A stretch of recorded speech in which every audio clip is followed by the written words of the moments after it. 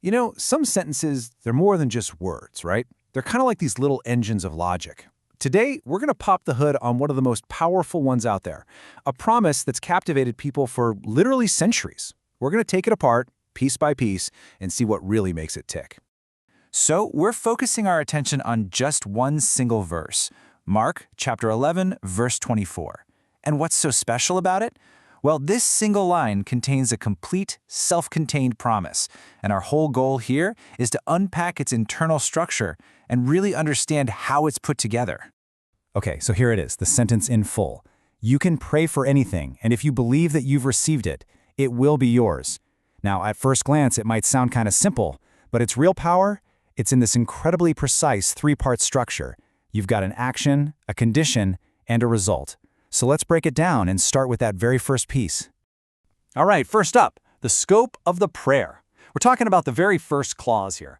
This little phrase basically sets the stage for everything that comes after it. And it all kicks off with this one huge word, anything. I mean, think about that.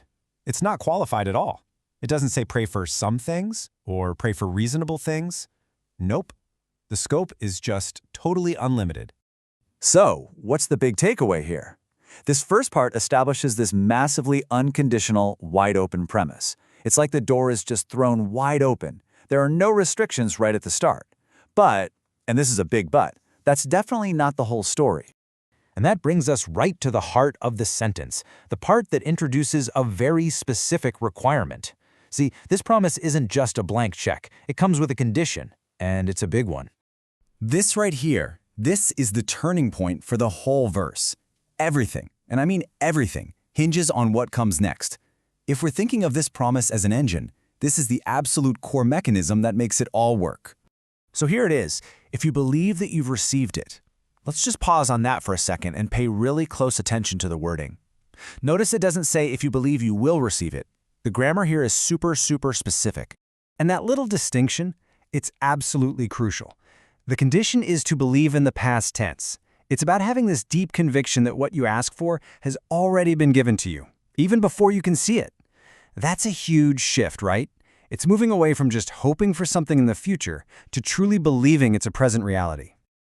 This brings up a pretty mind-bending question, doesn't it? What does it even mean to believe in the past tense for something that hasn't happened yet? It suggests the condition isn't just about simple faith. It's about a radical state of mind, a complete mental and emotional alignment with a reality that hasn't physically shown up yet. Okay, so let's say that incredibly difficult condition is met. Then what? What's the payoff? Well, let's look at the final part of the sentence, the part that describes the result. The whole thing wraps up with 4 simple but incredibly definitive words. It will be yours. There's no maybe, no perhaps. The tone here is just pure certainty. It's inevitable. So really, this last part acts as a flat-out guarantee. It's not presenting the outcome as just a possibility. It's framing it as a direct, certain consequence of meeting that condition we just talked about. It's pure cause and effect. If you do this, then you get that.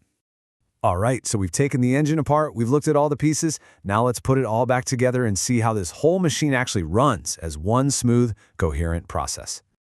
So here's the logical flow, laid out nice and simple. Step 1, you have the action, which is praying for anything, the unlimited request. Step 2, you have the condition, that really challenging belief in a past tense reality. And that leads to Step 3, the outcome, the guarantee that it will be yours. See how each part just flows right into the next? And now, if we look at that full sentence one more time, it kind of hits different now, doesn't it? You can really see the distinct parts all working together. You've got the wide open invitation, then that super precise and difficult condition, and finally, the absolute definitive promise. So, as we wrap this up, it really leaves us with one big final thought. The whole verse kicks off with the word anything, which kind of suggests that the asking part, well, that's the easy bit. So maybe the real challenge, the whole key to this powerful promise, isn't in the asking at all, but in the profound, almost impossible task of truly believing. What you do with that idea? Well, that's entirely up to you.